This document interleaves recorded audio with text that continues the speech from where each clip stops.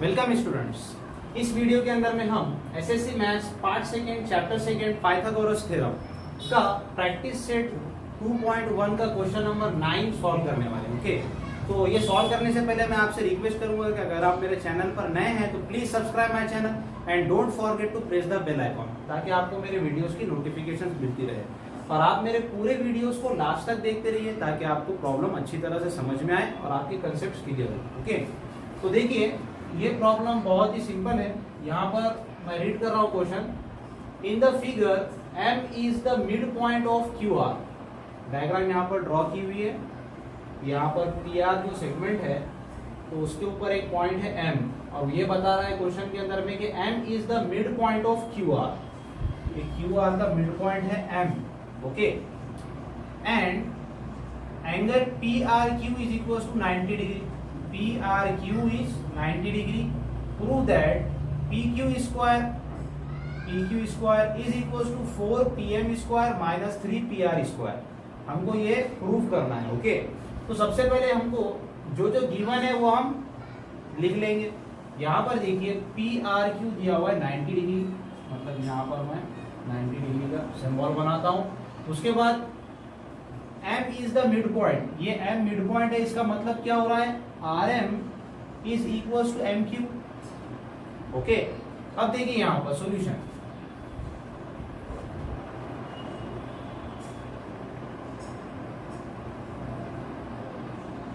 In triangle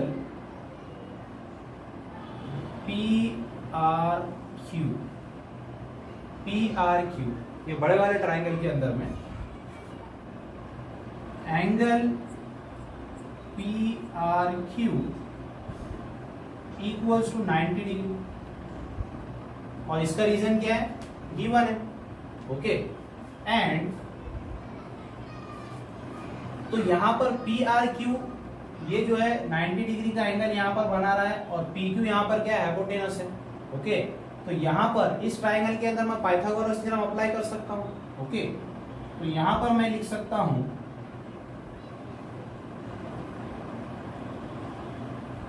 PQ square is equal to PR square plus RQ square. Okay, और इसका reason क्या रहेगा, bye Pythagoras theorem.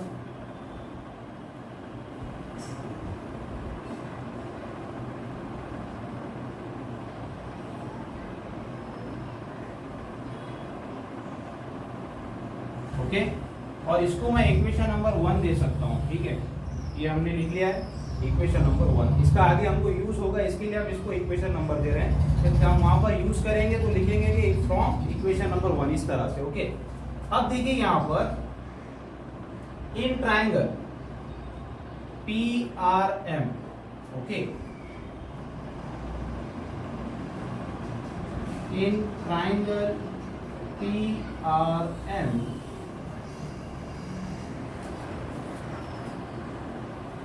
Angle PRM is equal to 90 degree.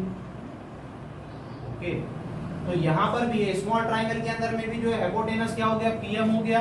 ये PR और RM दो sides हो गए, तो इस ट्रायंगल के अंदर में भी मैं पाइथागोरस थ्योरम यूज कर सकता हूं। ओके, तो यहां पर मैं लिखूंगा PM square is equals to PR square plus RM square।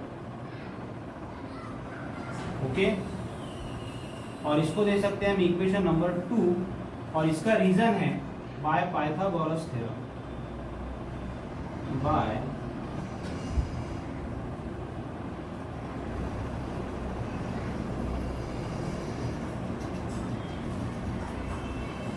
Okay, अब देखिए यहाँ पर ये छोटे वाले ट्रायंगल के अंदर में PM square is equal to PR square plus RM square.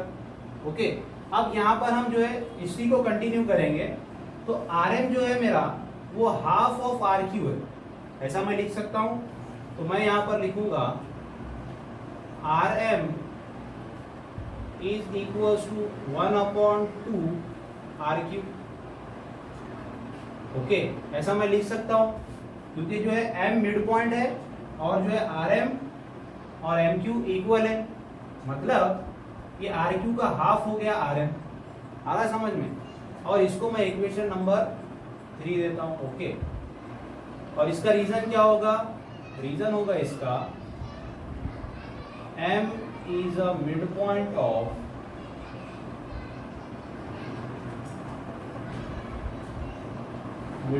of segment RQ। Okay, अब देखिए आप इक्वेशन नंबर 2 के अंदर में RM की जगह पर मैं हाफ RQ पुट कर सकता हूं, तो मैं यहां पर वो पुट करूंगा, यहां पर PM square is equal to PR square plus 1/2 RQ। यहां पर मुझे क्या करना होगा? अब मैंने RM की जगह पर पुट किया RQ, 1/2 RQ पुट किया मैंने RM की जगह पर, तो इसका यहाँ पर एज इट इज स्क्वायर लूंगा मैं, और यहाँ पर रीजन लिखूंगा इसका फ्रॉम 3।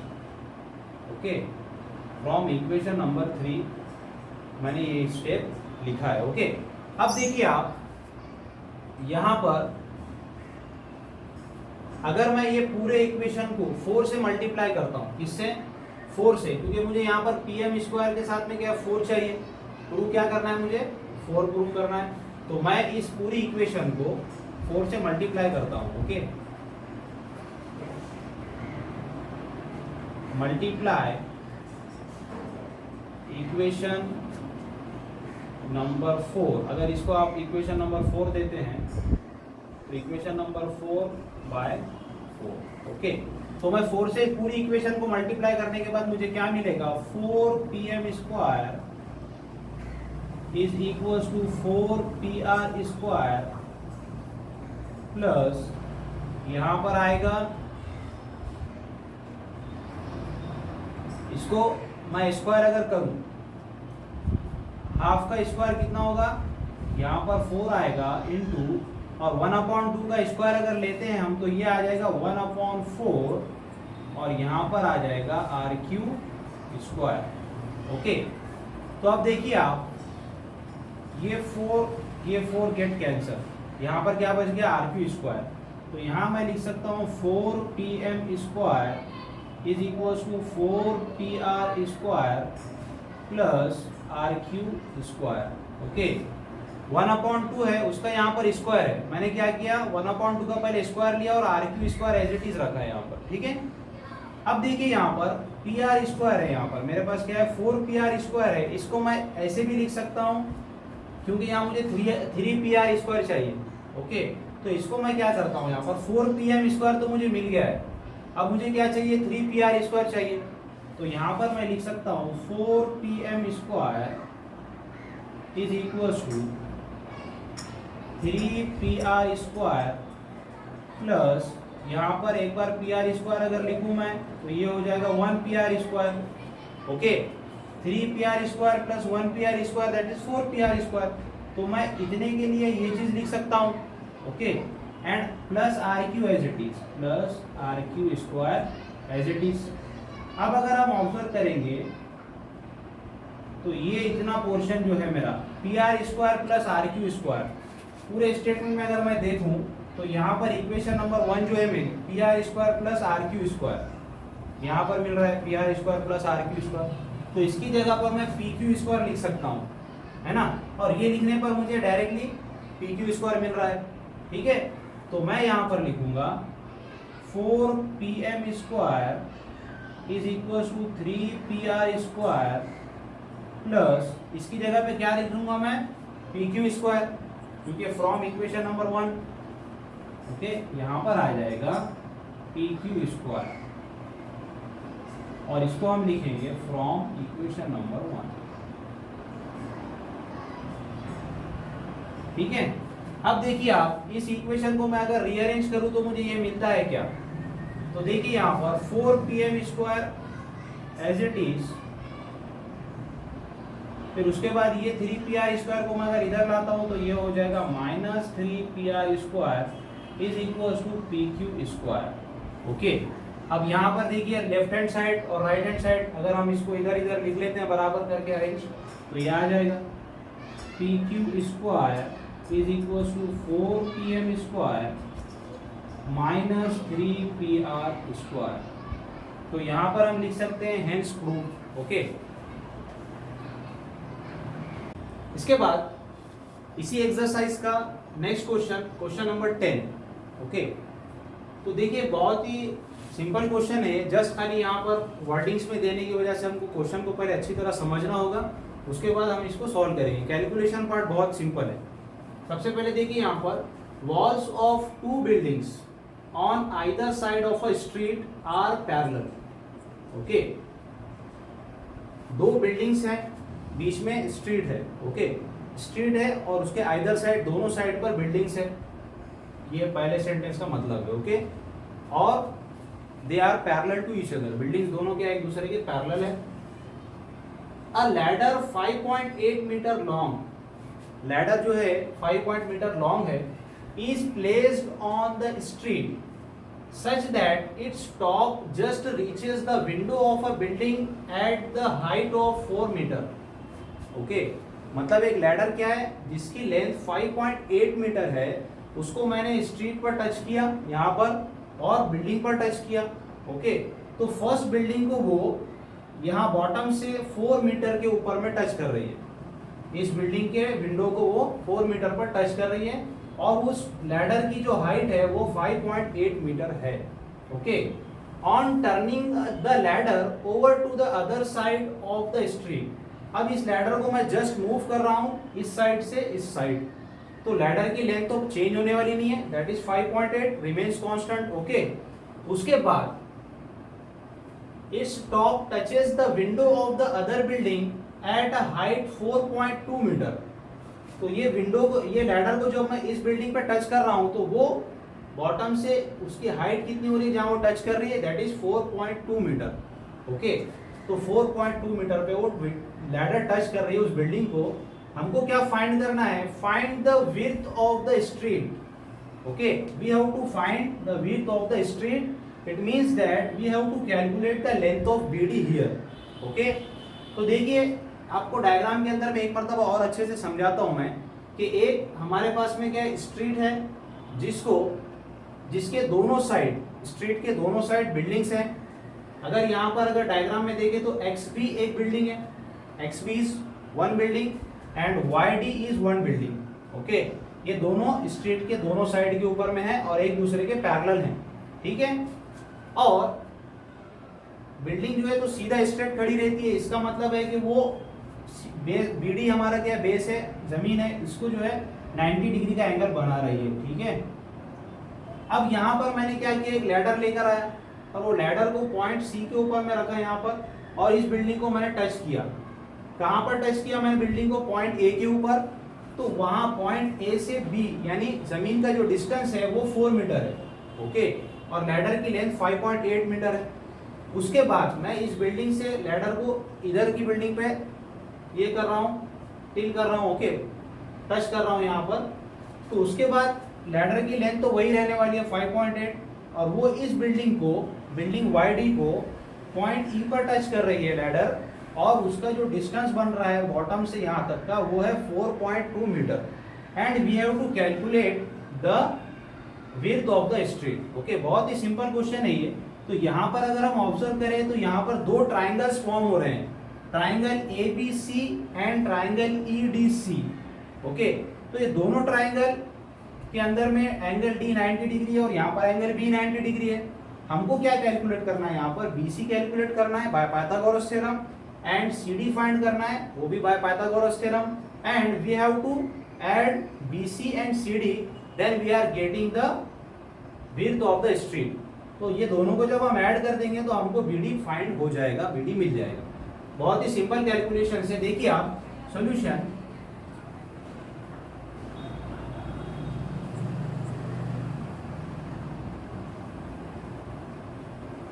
in triangle ABC ये एबीसी ट्राइंगल के अंदर में एसी क्या है, हाइपोटेनस है, और एबी और बीसी दो साइड्स है। तो मैं यहां पर bye Pythagoras theorem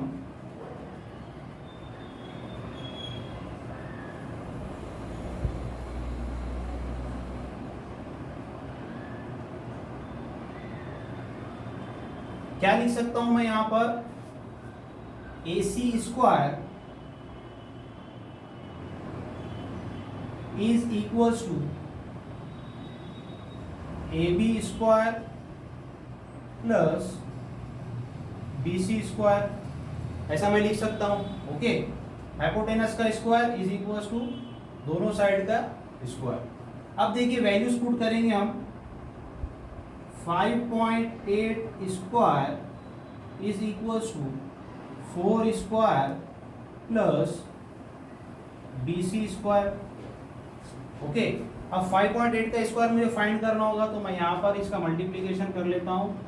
that is 5.8 58 into 58 multiply करने पर क्या मिलेगा, 8 8 जा 64, 4 इधर 6, 5 8 जा 40, 40 प्लस 6 दैट इज 46। यहाँ पर 5 8 जा 40, 29। ओके, तो यहाँ पर मुझे मिल गया 4 6 9 प्लस 4 दैट इज 13, और यहाँ पर पॉइंट आ गया 33.64। तो ये मेरा आंसर आता है यहाँ पर 33.64 इज इक्वल्स टू 4 का स्क्वायर हमें पता है 16 प्लस BC स्क्वायर। ओके, अब देखिए यहाँ पर 33 और ये 16 अगर इधर आएगा तो माइनस हो जाएगा, तो यहाँ पर होगा 33.64 minus 16 is equals to BC square. Okay, अब मुझे क्या कैलकुलेट करना है, I have to subtract 16 from 13.64। तो यहाँ पर से मुझे 16 माइनस करना है 16.00, तो क्या मिलेगा मुझे 4 6 पॉइंट, यहाँ पर जो है 30 में से 6 गए तो आ गया 7 और 2 में से 1 तो ये आ गया 17.64। ओके, तो यहाँ पर मैं लिख सकता हूँ BC square is equals to 17.64। Okay, अब BC स्क्वायर मुझे फाइंड हो गया यहाँ पर 17.64, लेकिन मुझे BC स्क्वायर नहीं चाहिए, मुझे BC चाहिए। ओके, तो मुझे क्या करना होगा, taking square root. Okay, taking square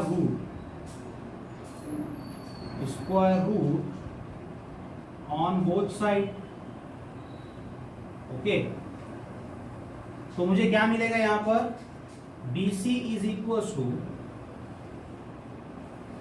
4.2।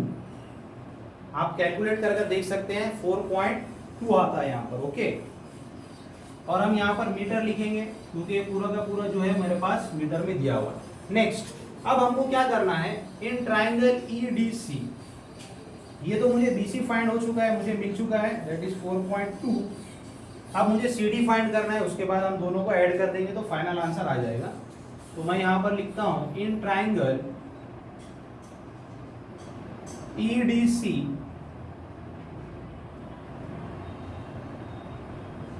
Angle EDC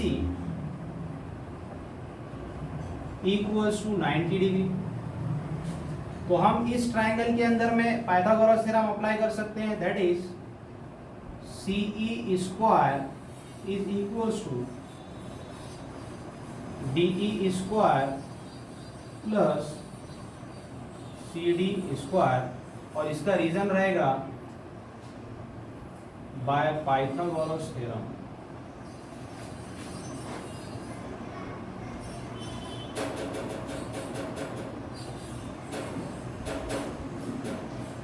okay, अब यहाँ पर वैल्यूज पुट कीजिए आप। C की वैल्यू है 5.8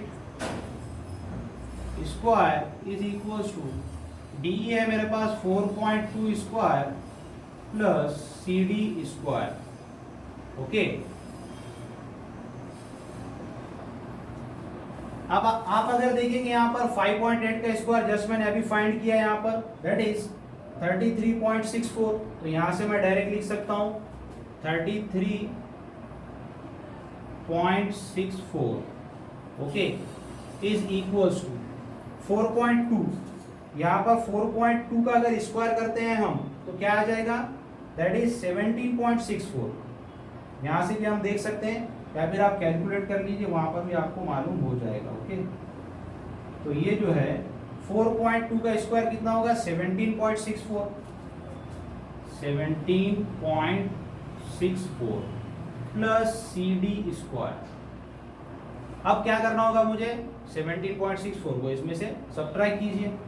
तो यहाँ लिख सकता हूं मैं 33.64 minus 17.64 is equals to CD square. अब यहाँ पर कैलकुलेट कर लीजिए आप 33.64 और यहाँ पर है 17.64 ओके। तो यहाँ पर आ जाएगा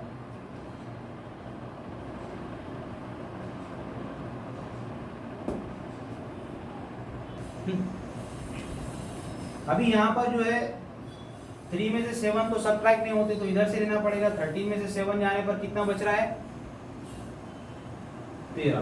तो ये हो गया 6 ओके। और यहाँ पर 2 में से 1 जाने पर क्या बच गया, 16। पॉइंट लगा दिए 2 डिजिट के बाद, तो मेरा आंसर आ गया 16। तो यहाँ पर मैं लिख सकता हूँ, अगर इसको इधर लिखते हैं CD स्क्वायर तो भी कोई फर्क नहीं पड़ता है, that is CD square is equals to 16 okay. अब मुझे CD स्क्वायर नहीं चाहिए, मुझे CD चाहिए, तो मैं क्या करूँगा यहाँ पर, taking square root on both side, taking square root on both side okay. तो क्या मिलेगा मुझे स्क्वायर रूट लेने पर, CD is equals to 4 okay. अब क्या करना होगा मुझे, ये CD मेरे पास 4 आ गया, दोनों को ऐड कर लीजिए। I want the width of street, और स्ट्रीट है मेरी BD, तो BD is equals to DC plus CD। इसका रीजन आप इस तरह भी लिख सकते हैं कि B dash C dash D, या इसकी जरूरत नहीं है, स्ट्रीट है तो वो सीधा सीधा ही रहेगी। ये तीनों पॉइंट एक लाइन में है, लीनियर पॉइंट्स हैं ओके। अब देखिए आप, BD is equals to, BC कितना है मेरे पास, 4.2 प्लस 4 दैट इज 8.2 ओके। तो value of BD is equals to 8.2 metre, ये मेरा फाइनल आंसर है। और अगर यहाँ पर मुझे लिखना है सेंटेंस में, तो मैं लिखूंगा width of the street is 8.2 metre okay. width of street is 8.2 meter okay। So students, thanks for watching this video.